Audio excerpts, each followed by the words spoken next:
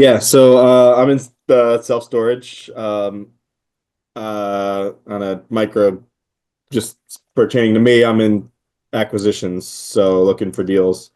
It has been pretty slow lately. From kind of a company perspective, we are really targeting high end, and we've always targeted high barrier to entry markets, but we're really digging into that right now. So it's slow going, but the deals that we are getting done are really, really strong.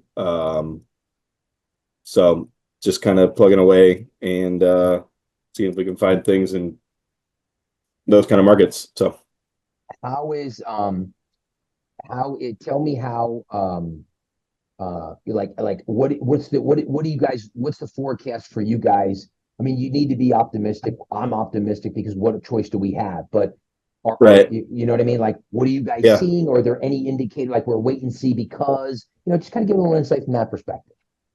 Yeah, I mean, I think one thing for us and everybody else in kind of real estate right now is I know Trump just announced some tariffs on steel and aluminum, so that definitely impacts self-storage. So we'll probably see.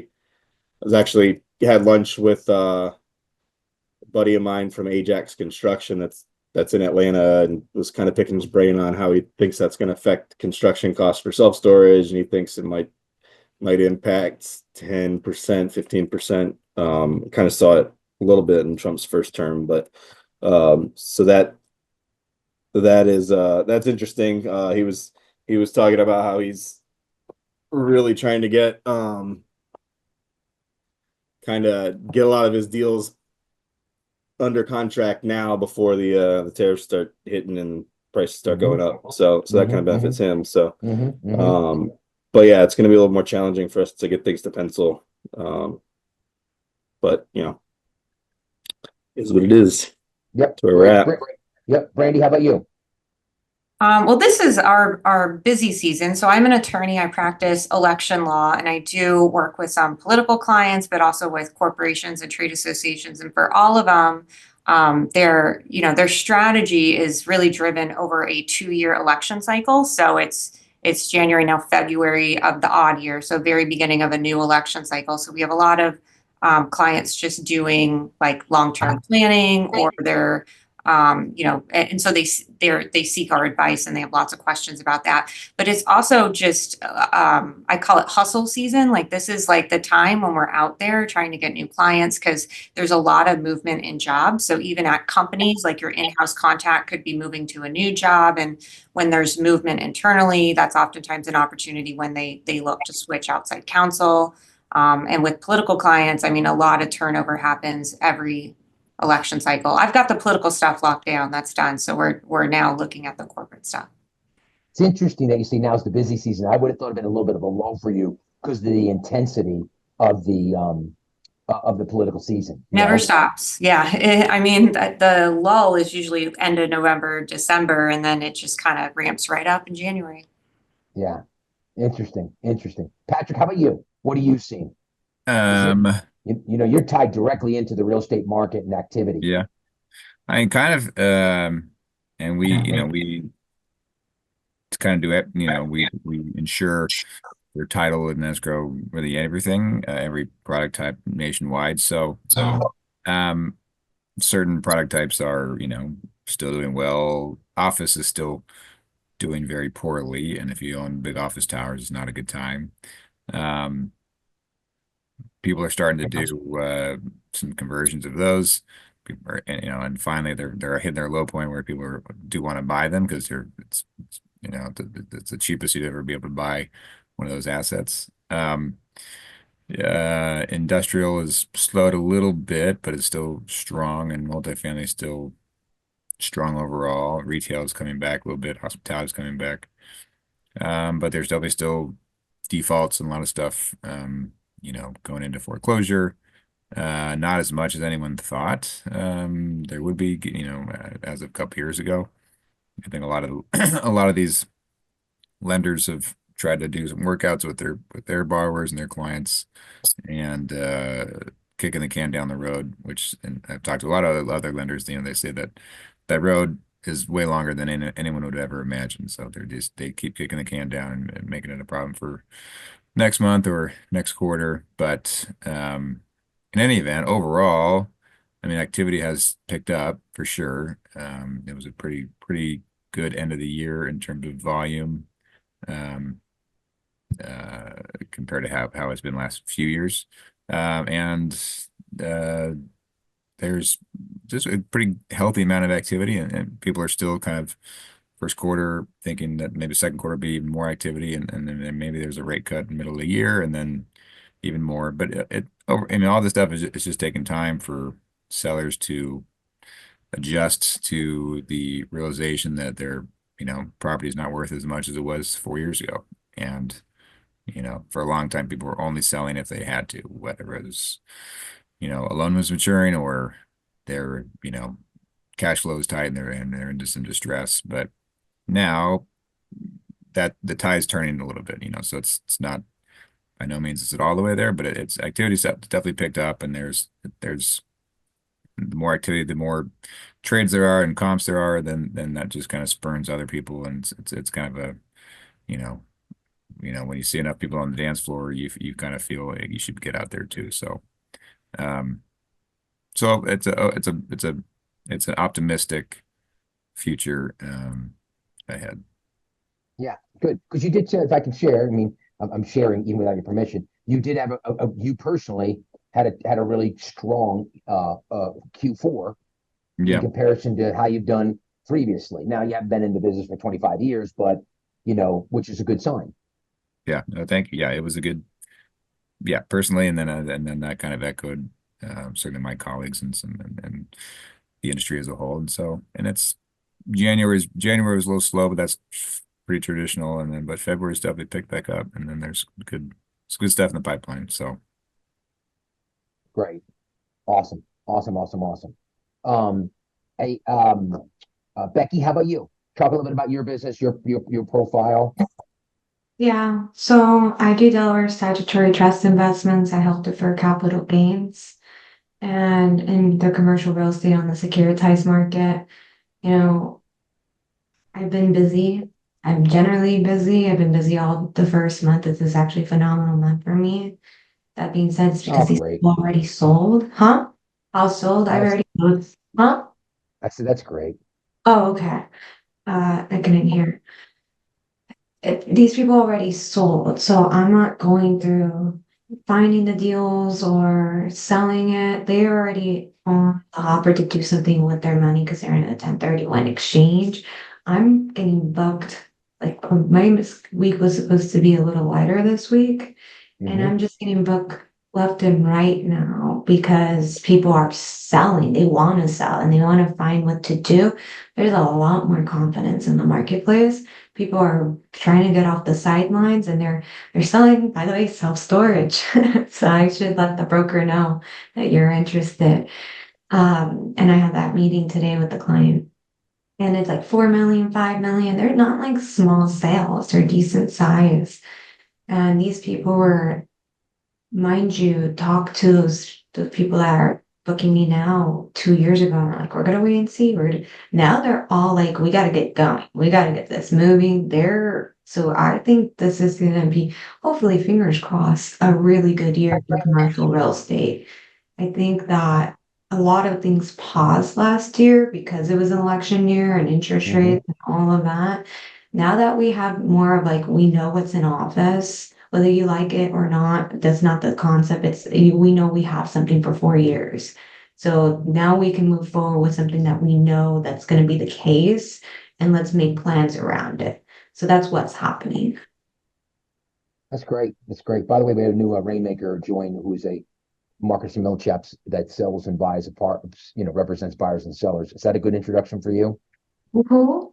What does he do? He works for Marcus & Millichap, specializes in multifamily dispositions. Who is it? His name is Ellie Appel. I feel like I know Ellie, but yeah. You can I know that's Marcus & Millichap was where I started. Yeah. Terrific. Okay. Hey, let's jump in on our on our uniqueness statement. let me ask you, first question is, does everybody have, and it's okay if you don't, does everybody have the actual worksheet? No, let me open it. Okay, who needs the worksheet? When did you send it? Well, it's inside the module, right? So you know what I mean? Um, all of the all of the videos have the worksheets with them, Becky. So if you haven't looked inside the module, which is okay, because remember, in this group, what we're doing is if you want to do the prelim work, you can, but a lot of it we're going to do together on the call, right? So if you didn't look at the videos, you're not at a huge disadvantage, but all of the worksheets are inside the module. So I'll send it to Becky. Does anybody else need me to send it to you? You sent you tag me on there too. Patrick? Okay, good. Anybody else? Patrick.Girardi. Patrick dot Yep. GIR. Okay. At CT, at CLT, right? Yep. Yeah. Okay. Does anybody else need it? Okay. And what I'm going to do is I'm going to share my screen and we'll get started. Okay. Because what I want to do is I want to take us through. We have our elevator pitch, gang, and we have our and now what we're going to do is we're going to do our uniqueness statement. And I'm going to share my screen and we're going to literally walk through it together. And then if we have time, we'll go to breakout and we'll come back, and anybody who wants to share can share theirs with the group. You know, as Becky and Patrick are getting it to pull it up, let me share some thoughts. You know, I'll give you a good example in the commercial real estate space. You know, when folks go into the commercial real estate space and they, like for example, um, uh, you'll go to pitch business. It's a good example of you go to pitch business and everybody does it the same way. And I know it because I've been judges in these competitions. And I'll tell you something amazing. Um, if the work that we're doing, right, hopefully 50%, if you did 50% of it, like terrific, 40%, or let's say there were a few things that you weren't particularly good at, but you really, grabbed onto. Great, fantastic. That's what I love. Okay. So the idea here is I'm telling you, I've seen people who are not even who are poor or average, very, very successful. And this is what all of you make a lot of money or have made a lot of money in the past, and maybe the market's waned or whatever. All of you are successful. And what I'm trying to do is to say, hey guys, here are the important things that I think you need to work on to sharpen your saw on. And a lot of people just sort of dismiss it, like, yeah, I know what you mean, but they don't want to put in the effort because they're doing really well. And so a lot of times, I always say, I wish I had a Google algorithm, but I don't. What I have is I have hopefully make you more intentional, polish what you're already doing. So a guy goes in or a woman goes in to do a pitch for commercial real estate. And here's what they do every time. They go in and they say, I want to introduce our team. We want to talk about the market. We want to talk about all the specializations that we have. And then we want to spend a little bit of time on what makes us unique. And for years, I've been trying to say to them, guys, you're wasting your time. If you're 3, 4, and 5 in that pitch process, eyes glaze over. So even Brandy, you're going out to meet people, right? And they don't shop for attorneys the same way you might shop for a broker that's going to represent you on a 100,000 square foot assignment, right? But what I try to encourage them is to say, look, guys, I think the better formula is, look, you've invited us here. You know that we're credentialed. We wouldn't be at the table. Let me take a few minutes and introduce everybody.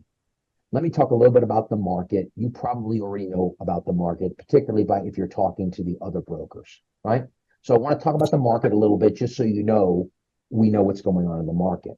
And then a quick overview of what our skill set is. But really what I want to do is I want to spend the bulk of our time on what makes us unique.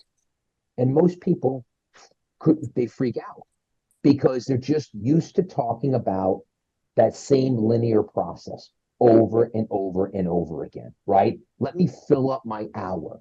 What are we going to put in that time? Whereas if you got in and you said to yourself, look, I'm not going to take a ton of your time. I'm going to cut right to the chase and talk about what makes us unique and see if that appeals to you. That's where the power is. And so what I want to do is I want to give you a formula, right? Whether somebody asks you, whether somebody actually asks you, so what makes you unique, or why not your competition, whether they use them by name, you're ready to answer it. Or even using it like a sword, which is, hey, I know that everybody does or tells their story this way. What I want to do is I want to, like, I'm a Commonwealth, and I know that there's Fidelity, and I know there's here and there's here and there's here. What I want to do is I want to talk about what makes our platform unique. And I don't need an hour to do that. I need 10, 15 minutes. If that piques your interest, we can drill down further. That's where the power is. Bobby and I work together one-on-one, and I'm often talking about, like, saying, what makes 1784's platform unique, that why would the brokers want to send him off-market deals? Because we can close quickly.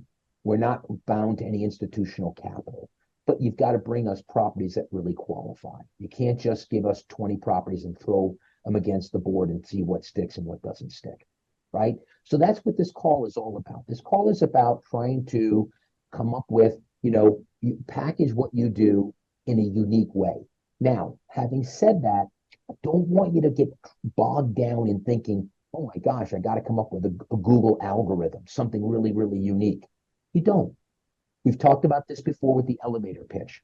Of 100% of our message that's communicated, right? Just 7% are the words. 7%, that's it. Okay? 93% are the tone of voice and the body language. It breaks down to 37 and 56. So you're looking at 7, 36, 37, and 56, right? 56 being the most important. And I often think about these people. If you ever watch the show American Greed, I'm just blown away how they're able to convince multimillionaires, people that have accumulated wealth, to buy into their scam. And the answer is because their tone of voice, their body language is so compelling. People don't even want to pay attention to the words. Now, you can use it for manipulative and dangerous purposes, right?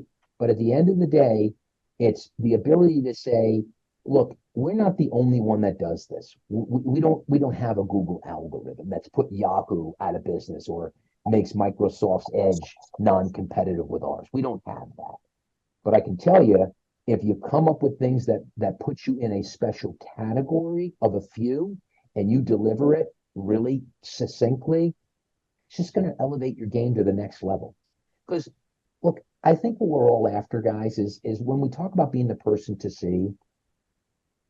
Right now, we're and maybe some of us aren't, maybe some of us are.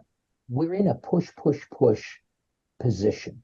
We're trying to push our way in the door. We're trying to push our way into the networking group. We're trying to push our way into this client, right? We really want to get to the point where we build a reputation where it's pull. And if we can get out there and we can be dynamic and add this tool to build even better personal brand equity, that's where what happens is that's where you start to really build a reputation that is almost like on the, gets picked up by the winds of other people in your network and carried around. One of the things I'll give a shout out to Becky is Becky's a terrific connector. She's a dynamite connector. She's a huge personal brand equity builder. She's always looking to give. Now, whether it's the universe or whether it's direct reciprocity to what she's giving, like I call her, she's a powerhouse, right? And the referrals that Becky, or the connections that she makes, are good. They don't always they don't always convert into opportunity, but they're good. And you walk away and you go, okay, that was a good introduction, right? It's that kind of stuff where you're building that personal brand equity. You're not thinking about necessarily, I'm going to do this because it's going to add to my brand. But something like that is a deposit in your personal brand equity bank account. People begin to think about you more, right? You create this vibe, this aura of being a giver. Similarly, when it comes time for you to deliver your message, you're just so dialed in and so much better than your competition. And that's what we want to go with here, right? So what I want to do is we're just going to go walk through this together, the processes together. So your uniqueness statement is something like this. I'll just give you an example. So I remember I was in the city of Vernon. I was at this little diner next to train tracks. And the city of Vernon out here in California is principally an industrial city. There's only 90 residents, but one of the businesses was a a paper and envelope business. And so they wanted to hire somebody to do sales training. So I never forget, I was talking to the guy in our last meeting. We're sitting at this diner, and he says to me, "So what makes you unique?" And it was like the heavens opened up, right? Like nobody ever asked me such a direct question before, right? And I thought to myself, "Oh, that's awesome," right? And I was ready for it. And so I said, I'm glad you asked me that question. What makes us unique are our services, our results, and me personally. Look, with respect to our services, we are the only program that I know that's specifically devoted to helping people, salespeople, build their personal brand and market their brand to become the person to see. We have a very distinct program. As far as our results, they speak for themselves. I'll just give you one example. A gentleman we worked with was making $200,000 a year. Over the course of the next 2.5 years, he was making over $750,000 a year. So if you're willing to do the work, we can produce the results. And as far as me personally, I design all the programs and I teach all the programs. So you don't get the second team. You're going to get me. So again, what makes me unique is our services, our results, and me personally. Silence. Right? And the guy smiled. And he looked at the guy that he was with and he said, "I guess we're going to go with Tim." I don't get that opportunity often, but I was prepared for it. And I was so thrilled to be able to deliver it. And it really was the final, the final thing that pushed it over the edge, because really I'm in a commoditized business. I'm not the only salesperson. I'm not the only sales trainer. I'm not the only personal branding trainer. What it was is that I had the content. I structured my uniqueness statement perfectly, and my brand is what got it over the finish line. So that's what I'm trying to do with this, okay? So we're going to go through this deliberately, where it talks about your overview, okay? So imagine a person's, so what makes you different? Okay, so here's what I want you to type in where it says overview. I'm glad you asked me that question. Think about your competition, right? They said, so Patrick, who's a competitor of yours? First American and All right. and also Chicago Title and Fidelity. Yeah. Patrick, we already have a relationship with First American. Why should I transition to you? And you're not going to panic. You're going to write, quote, "I'm glad you asked me that question. Period. What makes us unique are our services, our results, and me personally." Mhm. Okay? That's what we're going to type in. We're going to do this together right now. Glad you asked me that question, period. What makes us unique are our services, our results, and me personally. Everybody got it? Good. Now we're going to go down to our services. This is where I talk about it. I don't want you to overthink it, right? Because you might not be in a category of one. You could be the category of first, right? But think about what makes our services unique. So there's a law firm that I work with out here, Brandy, and what they did was they designed their platform to service the entrepreneur and mid-market companies in California. So they geared their fee structure towards that. So first, with respect to our services, we designed our platform of services to cater to the entrepreneur and mid-market business owner in California. And our fee structure reflects that. So you don't have to pay downtown LA fees to get the same caliber of services. Okay? So they don't, that's just an example. Are they the only one that does that? No, there are many smaller firms that do that. Right? But what they're doing is they're putting themselves in, and they're creating this niche for themselves. So with respect to your services, you want to come up with something that you think makes you special. Doesn't have, if you can be the only one, great. If you can be, if there's a particular thing that makes you guys unique that nobody else has, great. If you're the first, great. But just something you are confident that really makes you stand out. You done? Good. Okay, good. Now, as far as our results, remember back to the elevator pitch. We want to think about third-party social evidence. We want to think about monetization. Okay? those things. Like, so what we want is Brandy, is if, let's just say somebody wanted to check you out and they said, hey, and you said, we did this summary judgment motion for Tim O'Brien, and Tim O'Brien had an attorney he spent hundreds of thousands of dollars with, and couldn't get it done. We took the case over. Yes, he had to spend an additional $30,000. We did a summary judgment, and the case was over. Right? You want to be like that third-party social evidence, so that if they called Tim O'Brien would say, absolutely correct. That's very true what Becky just said. Okay? So the idea here is so I'll give a real life example. The box system, which we which we covered, and I really encourage, people to, again, I work with Bobby one-on-one. So I have the opportunity to implement the box system with him and encouraging him to find 30 really awesome brokers across the country that are going to send him off-market deals. But there's a gentleman, his name is David Kang. And David Kang is 28 years old, or was at the time. He's a little bit older now. He works at Atkinson and Andelson. And he had 9 people in his box, one of which was his former boss, which is a plaintiff attorney. And so David dripped on him. Now, most people would think, oh my gosh, I'm young in the business. I don't have anybody to drip on. Well, sure enough, David's boss's office manager, who happened to be his former boss's wife, had a cousin who had a trademark secret issue. So she called David and said, can you handle this? He said, sure, we can handle that. They got on the phone, they talked, and it turned into $100,000 a month retainer, just because he dripped on the person. So here's what I share with you. And by the way, I'm not saying it happens every day, but that's not lottery. That happens a lot. It's the people that are consistent. Remember this.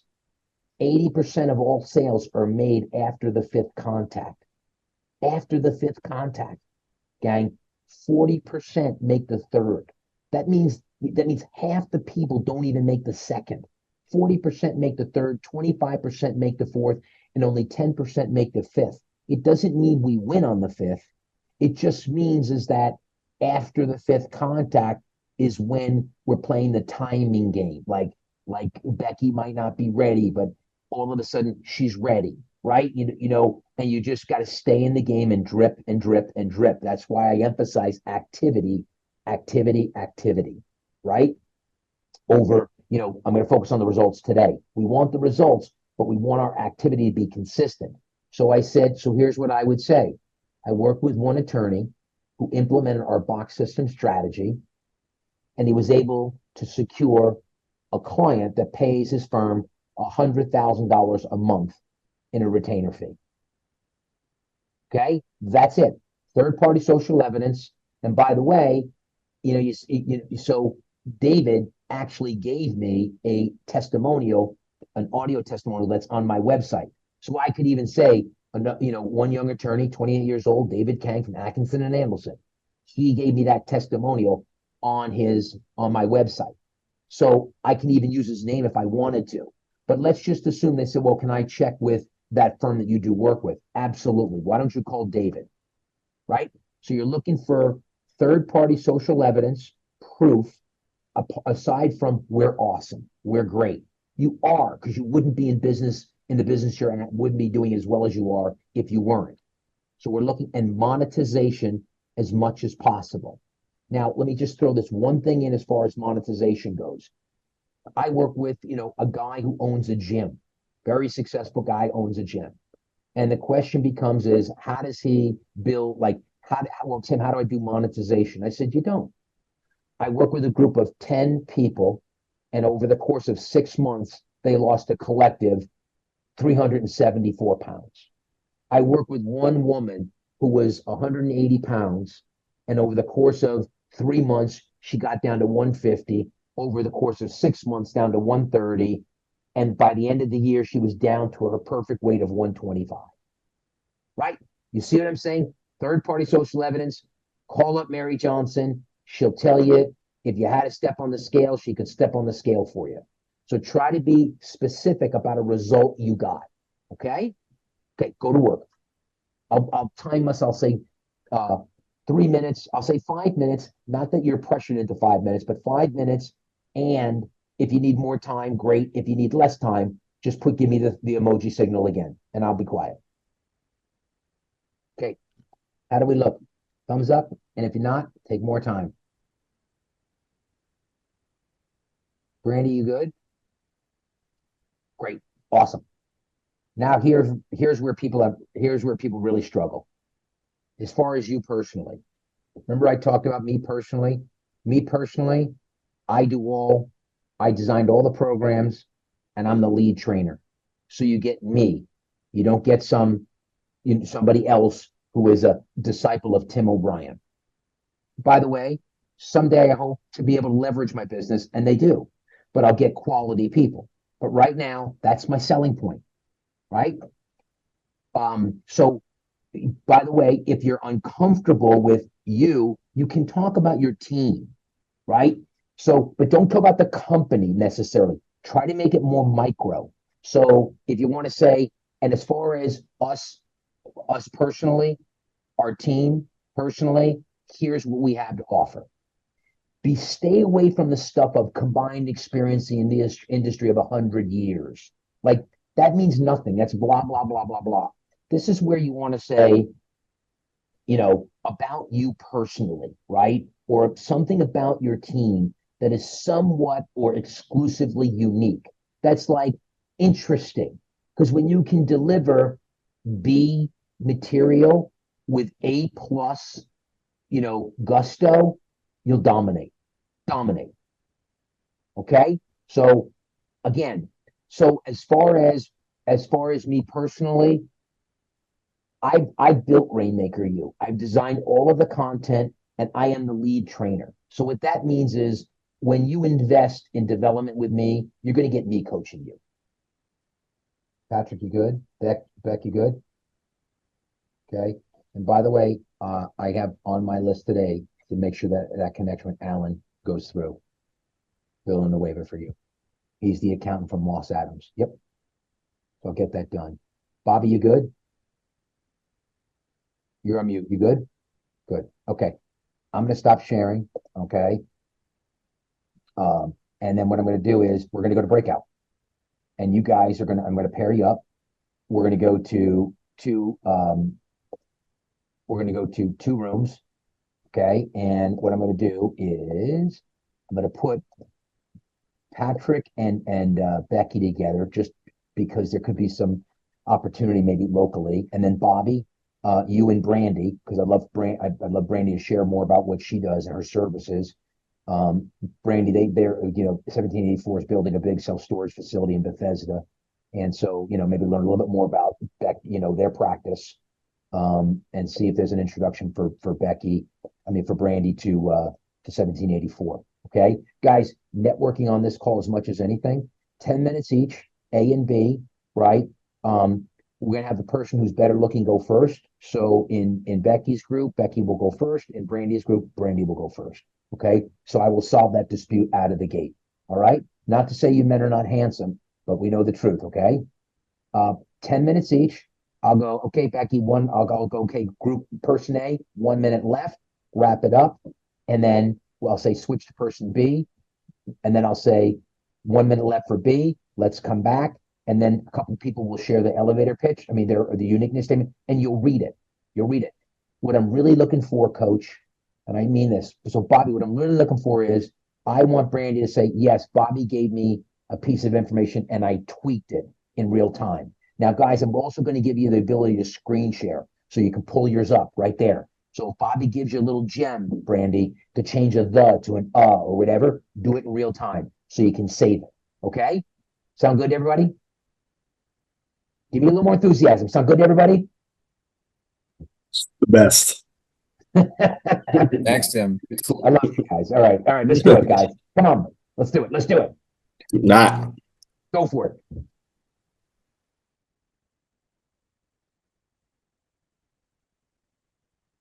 Sets of clients and then the corporate clients, and I kind of have to tailor my messaging to the audience. And so is really struggling with results for the corporate clients because what I do, I answer questions. Like I answer legal questions and help them stay out of trouble.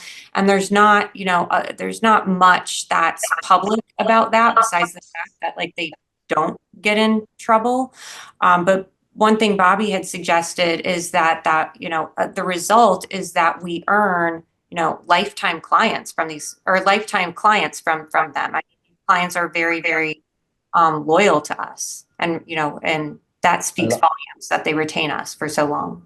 See, I love that. Like you like, so let's just make it up. Like on average, we retain our clients for 20 plus years. Yeah. So Right. I could look up something tangible like that. Right. And you could say, let me give you one example. One client was very concerned, like, should they go left or should they go right in terms, not political, but like, should they do this or do this? And we counseled them about the pros and cons. And they went the more conservative route because they were able to have peace of mind and sleep at night. And once they did that, they were able to get back to the core of their business. Right. And it's because of this, we've retained this client for 22 years. See what I mean? So in the labor and employment practice, Brandy, it's not uncommon. They give advice and counsel, so it doesn't always turn into litigation. It's situational. Hey, I got this woman or I got this guy who's being harassed. Can you give me some guidance? See what I mean? So Yeah. we actually told a client to do this, and by doing that, it eliminated this potential thing that was never really, like they were going to jail, but it would, you know what I mean? Like you could definitely play with that a little bit and don't hesitate. It doesn't have to be, we did a summary judgment motion, because remember, what appeals to your clients is I'm getting results without a massive bill. Yeah.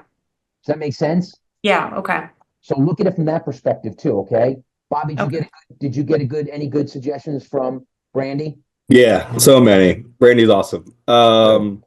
Yeah, so she really helped me kind of not word vomit my results, and she kind of reeled me in and just made it flow so much better. So yeah, super helpful. Great. Yep. Great. Becky, how about you? How did you and Patrick do? We did great. Yeah, we went over it multiple times, try to concise it, and so it was perfect. So it got me more comfortable with it, and I hope it got Patrick more comfortable.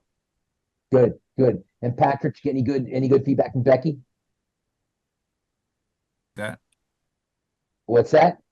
I said she kind of toastmastered me and had me go through it a few times. It was good. That's Good. great. Yeah. Okay. Who wants to read theirs? Right. And like I said, read it. Right. And why don't you take advantage of the opportunity to read it and I can give you some real-time feedback.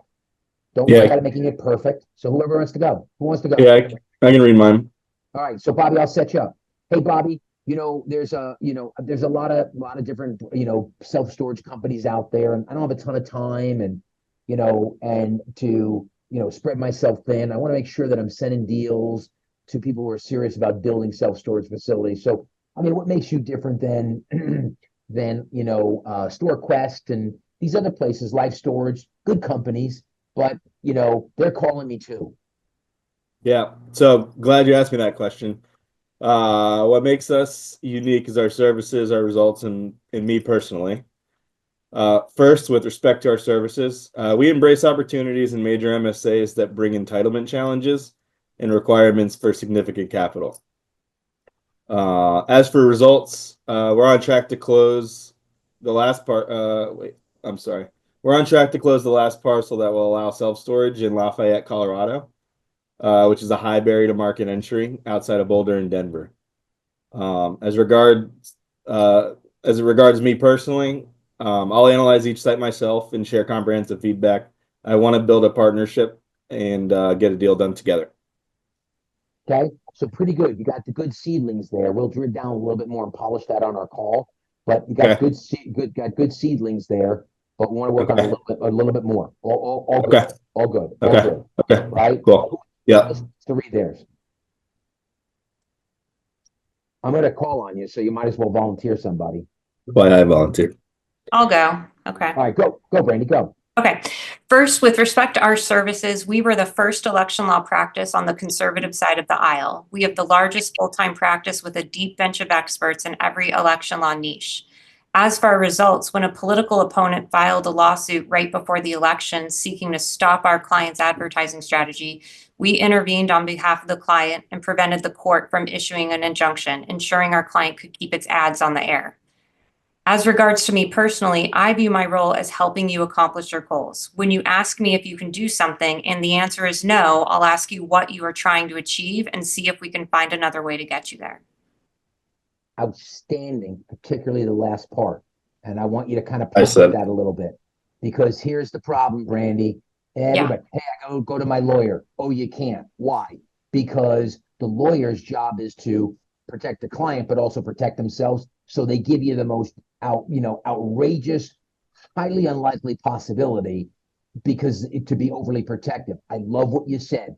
I want to understand what you want to accomplish, and I'm going to tell you how to do it, and then you can evaluate the risk. Yeah.